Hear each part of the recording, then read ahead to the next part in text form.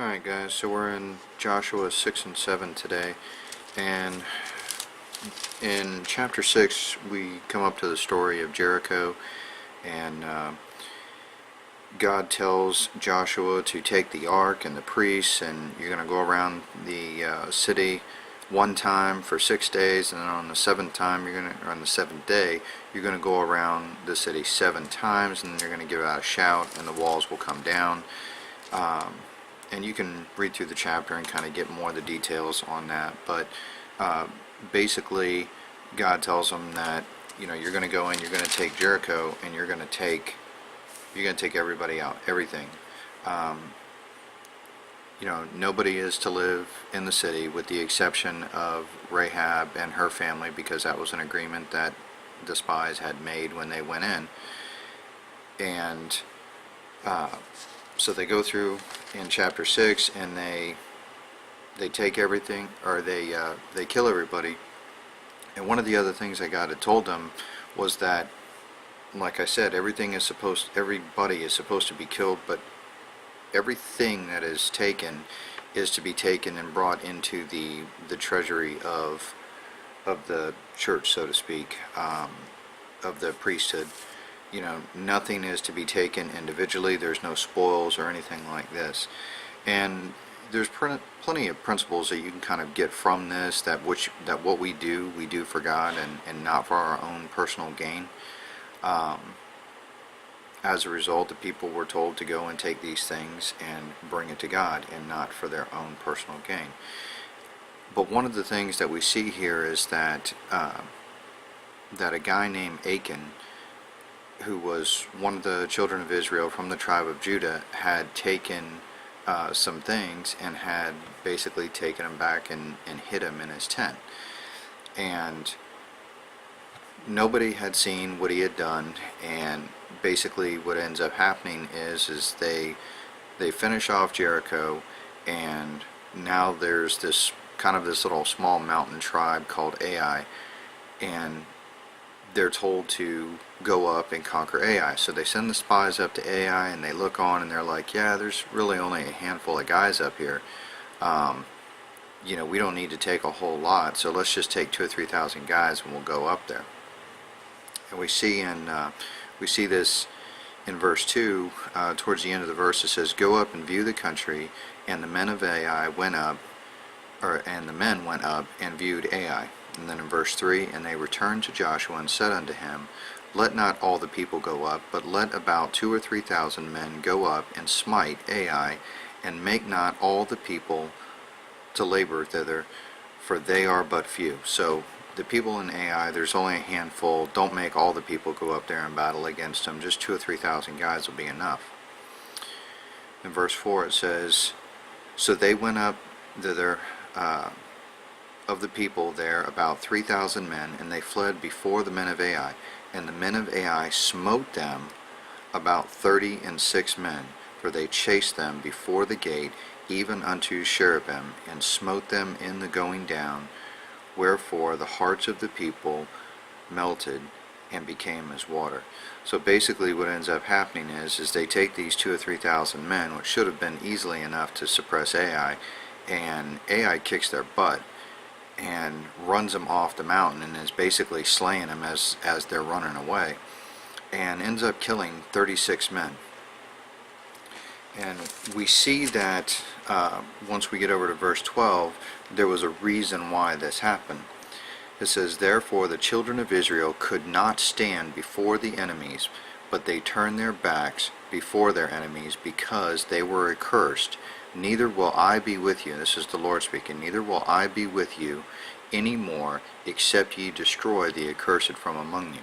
So basically this guy ends up taking these things, and as a result of his sin, ends up polluting the entire Israelite population there.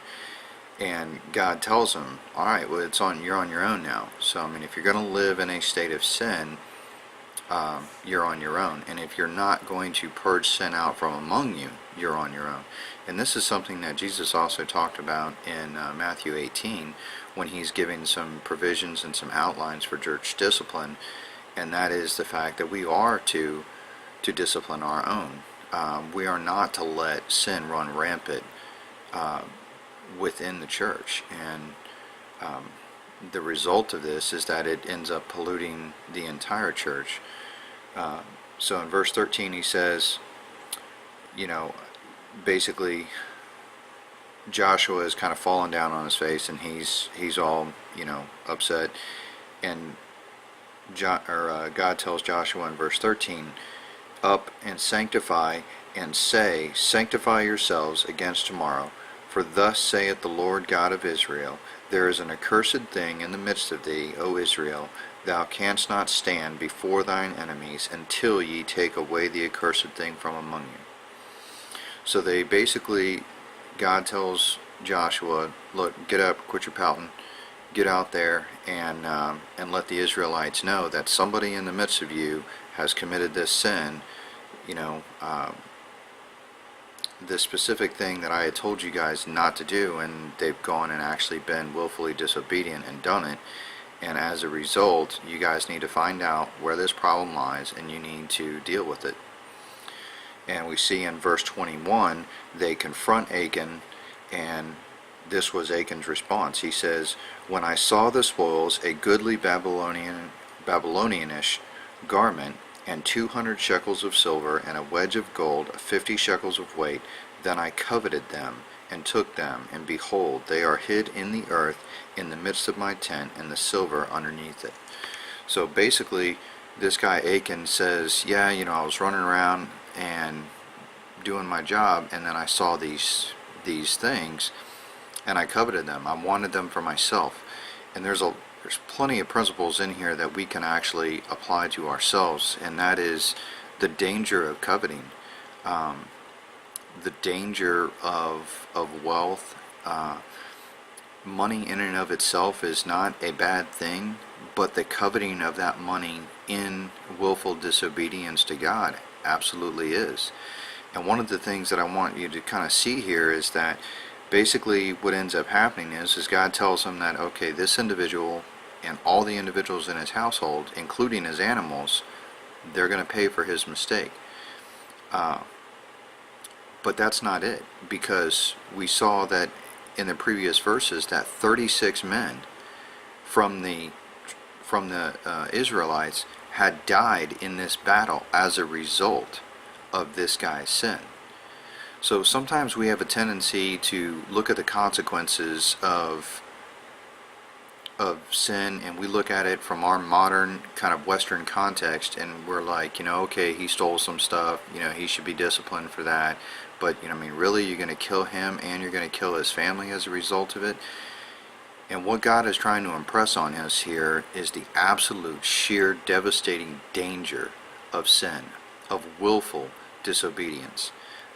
This is not a case where the guy screwed up. This is a case where the guy willfully knew that he was being disobedient, and as a result 36 people died because of his disobedience, because he wanted to have these things. He wanted wealth. He coveted these things, and as a result people died as a result of that. And our actions have consequences, not just to ourselves, but they affect those around us as well. And willful disobedience will bring on the discipline of the Lord. But in addition to that, it can bring on a lot of hurt and pain to those around us as well. Our families, as well as those people who are directly affected, as in the case of these 36 men who ended up dying. So I wanted to kind of touch on that today. I don't think it was a coincidence. I had about a 2-hour conversation with a good friend of mine last night about the dangers of money and wealth, and we're talking about it. But there were several things in these two chapters, in chapter 6 and 7, that really kind of stood out to me and really sort of resonated based on our conversation last night, and I thought that I should probably touch on it today. So anyway, I just want to share that with you guys, so God bless.